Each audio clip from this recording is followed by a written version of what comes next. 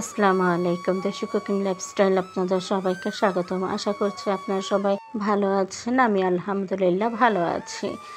দেশ ও দেশের বাইরে যেখান থেকে আমার আজকের ভিডিওটি দেখছেন আপনাদের সবাইকে জানাই আন্তরিক প্রীতি ও শুভেচ্ছা। আমি এই যে শনিবারের একটা ভিডিও ছিল, মানে একটা ভিডিওর কিছুটা অংশ ছিল, তো সেই ভিডিওটা দিয়ে আমি আমার আজকের ভিডিওটা স্টার্ট করেছি। এটা হচ্ছে ওই যে শনিবার দিন একটু বৃষ্টি হয়েছিল, ঠান্ডা ঠান্ডা ওয়েদার ছিল, তো আমার বিড়াল সোনাকে গাঞ্জি পরে রেখে দিয়েছিলাম। তো সে হচ্ছে টয়লেটে যাবে, এখন বলতে মানে ম্যাও ম্যাও করে বলতেছিল গাঞ্জি তুলে দিতে, তো আমরা তুলে দিলাম। এরপর হচ্ছে সে টয়লেট করে আসলো, আসার পর আবার গাঞ্জিটা নামিয়ে দিলাম। এরপর তো এক দৌড় দিয়ে একদম সোফায় উঠে গেল। এরপরে হচ্ছে এই যে ভিডিওটা দেখতে পাচ্ছেন, এই ভিডিওটা হচ্ছে গতকাল রাতের একটা ভিডিও, সন্ধ্যার পরে এই ভিডিওটা করেছি। এটা হচ্ছে আমার একটা রাজপুত্র আছে, সেই রাজপুত্রের হচ্ছে আজকে জন্মদিন, 18 সেপ্টেম্বর আমার সেই রাজপুত্রের জন্মদিন। তো জন্মদিন উপলক্ষে আমার সব ভাগনা ভাগ্নিদের জন্য আমার পক্ষ থেকে একটা করে পুডিং গিফট হিসেবে দেই। তো এই যে সেই পুডিংটাই বানিয়ে নিয়েছিলাম, কিছুটা ভিডিও করে রেখেছি, আপনাদের সাথে শেয়ার করলাম। তো এই পুডিংয়ের রেসিপিটা যদি সম্পূর্ণ আপনারা দেখতে চান তাহলে কমেন্ট করবেন, আমি সম্পূর্ণ ভিডিওটা আপনাদের সাথে শেয়ার করে দিব। আজকে হচ্ছে কিছুটা আর কি ভিডিও দিলাম আপনাদের দেখার জন্য। তো আমার এই ভাগিনাটা হচ্ছে আমার খুবই প্রিয়, আর আমার একদম কি বলে মানে আমার সন্তানরা আমার কাছে যা, আমার এই ভাগিনা হচ্ছে আমার কাছে তা। মানে আমার সন্তানরা যদি হয় আমার বুকের এক পাঁজর, তাহলে আমার এই ভাগিনা হচ্ছে আমার বুকের আরেক পাঁজর। বুকের একটা পাঁজর ভেঙে গেলে কিন্তু মানুষের অনেক কষ্ট হয়, তো আমার হচ্ছে সেরকম। আমার এই ভাগিনাটা আমার কাছে আমার বুকের পাঁজরের মতোই।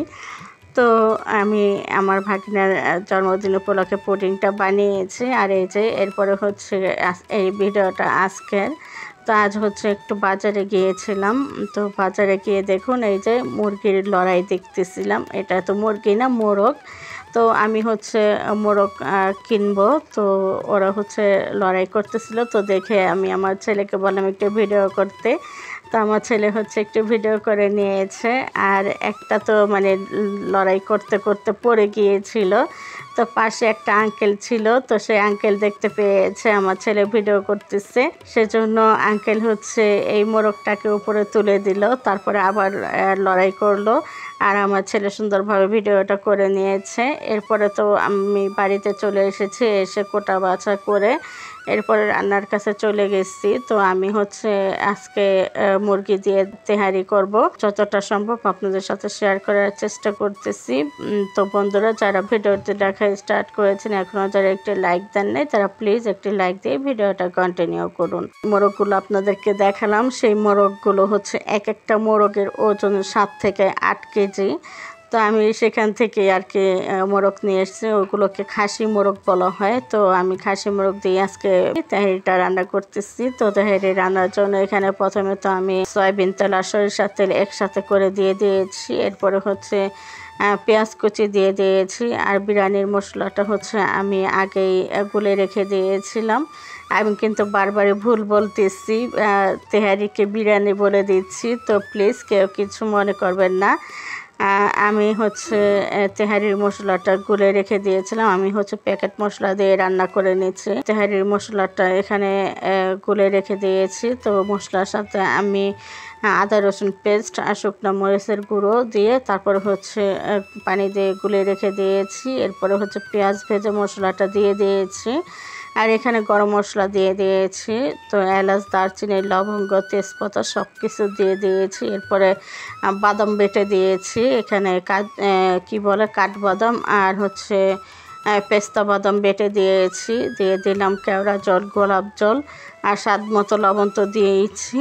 তো এরপরে হচ্ছে মশলাটা ভালোভাবে কষিয়ে নিলাম। তো মশলাটা কষানোর পরে এখন হচ্ছে মুরগির মাংসটা দিয়ে দিলাম, মাংসটা ধুয়ে রেখে দিয়েছিলাম।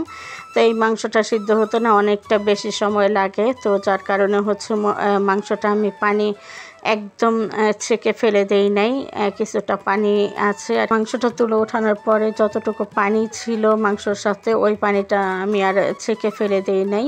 তো এই পানিটা হচ্ছে মাংস সিদ্ধ হওয়ার জন্য প্রয়োজন হবে।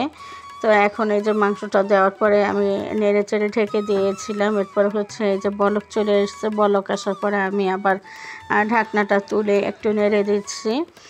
তো নেড়ে চেড়ে এখন হচ্ছে চুলাটি একটু কমিয়ে তারপর হচ্ছে ঢেকে রেখে দেব। তো বন্ধুরা, যারা আমার ভিডিওটি আজই প্রথম দেখতেছেন, আজই প্রথম আমার চ্যানেলে ভিজিট করেছেন, চাইলে আমার চ্যানেলটি সাবস্ক্রাইব করে আমার পাশে থেকে যেতে পারেন।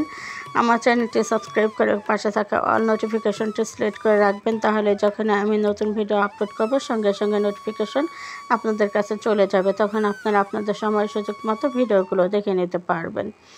আর অলরেডি যারা আমার চ্যানেলটি সাবস্ক্রাইব করে দিয়েছেন তাদের সবাইকে জানাই অসংখ্য ধন্যবাদ। তা আমি এখানে পুডিংগুলো আনমোল্ড করে নিচ্ছিলাম। তো প্রথমে তো ছোটো বাটিটা আমি আনমোল্ড করলাম, আর এটাও হচ্ছে আমার মেয়ে কেটে নিয়েছে। আর হচ্ছে এই যে বড় পুডিংটা এখন আমি আনমোল্ড করব।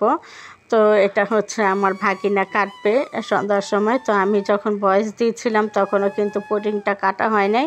তো এটা আমি আবার আমার আগামী কোনো ভিডিওতে যদি সম্ভব হয় তাহলে দেখাবো।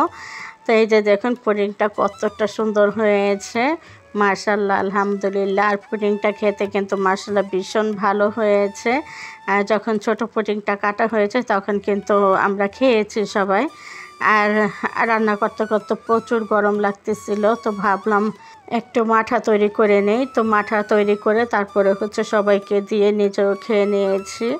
তো গরমের মধ্যে একটু ঠান্ডা ঠান্ডা মাঠা হলে কিন্তু ভালোই লাগে। তো মাঠা খেয়ে এরপরে হচ্ছে আবার এই যে মাংসটা কিন্তু অনেকটাই কষানো হয়ে গেছে, পানিটা অনেকটাই শুকিয়ে গেছে। এখন হচ্ছে ভালোভাবে নেড়ে চেড়ে যতটুকু পানি আছে এই পানিটুকু একটু শুকিয়ে নেব। এরপরে হচ্ছে আমি এখানে পোলাওটা রান্না করার জন্য পানি দিয়ে দেব। তো আমি এভাবেই তেহারি রান্না করি। গরুর মাংস দিয়ে রান্না করলে এভাবেই করি, মুরগির মাংস দিয়ে করলে এভাবেই করি।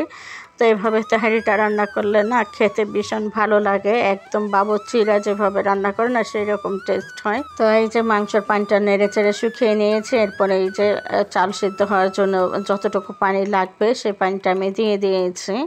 তো এখন পানিটা দেওয়ার পরে বলক আসার জন্য অপেক্ষা করব। বলক আসার পরে পোলাও চালটা দিয়ে দিব। আমি পোলাও চালটা ধুয়ে রেখে দিয়েছি আগেই, তো আধা ঘন্টা আগে আমি ধুয়ে রেখে দিয়েছি পোলাওর চালটা। তো এই যে এখন আমি চালটা দিয়ে দিলাম। তো চালটা দিয়ে নেড়ে চেড়ে এরপরে হচ্ছে ঢেকে রেখে দিব। আর তেহারিটা খেতে মাশাআল্লাহ অনেক ভালো হয়েছে, আলহামদুলিল্লাহ। তো সবাই খুব পছন্দ করে খেয়েছে তেহারিটা। আর এমনি তো আমার ভাগিনারা, তারপর আমার ফ্যামিলির সবাই আমার হাতের এই তেহারিটা তারপরে হচ্ছে পুডিং খুব পছন্দ করে খায়। তো সত্যি কথা বলতে কি, আমি হচ্ছে আমার তো এখন বর্তমানে 2টা বাচ্চা। তো আমি বায়োলজিক্যালি কিন্তু মা হয়ে গেছে আমার 10 বছর বয়সেই। 10 বছর যখন বয়স তখন হচ্ছে আমার এই ভাগিনা দুনিয়াতে এসেছে। তো তখন থেকে মানে একটা মানে কি একটা পাওনা আমি বলতে পারবো না, মনে হয় যেন চাঁদ হাতে পেয়েছি, এতটা খুশি হয়েছিলাম। আর এখনও ওকে আমরা সেভাবে আদর করি। বিশেষ করে আমার হচ্ছে ওর জন্য অনেক বেশি মায়া লাগে, কেন জানি না, অনেক বেশি মায়া লাগে। মানে ওকে যদি আমি 2 দিন না দেখি তাহলে মনে হয় যেন ওকে আমি কত বছর দেখি না। তো এইরকমই একটা পরিস্থিতি। তো শুধু জন্ম দিলে মা হওয়া যায় না, মানে এমনিও কিন্তু মা হওয়া যায়। তো আমি হচ্ছে এভাবেই মা হয়ে আছি আমার ভাগিনার। তো ও হচ্ছে ছোটোবেলায় একবার ভুলবশত আমাকে আম্মু ডেকেছিল, তো সেই জন্যই বললাম আমি বায়োলজিক্যালি মা হয়েছি ছোটোবেলায়। তো এখন হচ্ছে খাওয়া দাওয়াটা করে নিচ্ছি, আমি হচ্ছে সবাই একসাথে খেয়ে নিচ্ছি। তো এখানে আর কি খাবো, এই যে আজকে যা রান্না করেছি তেহারি এটাই খেয়ে নিচ্ছি, সাথে সালাদ নিয়েছি লেবু। তো খেয়ে নিচ্ছি সবাই মিলে একসাথে। তো বন্ধুরা, আজকের মতো এ পর্যন্ত। সবাই ভালো থাকবেন, সুস্থ থাকবেন, অবশ্যই নিরাপদে থাকবেন। আল্লাহ হাফেজ।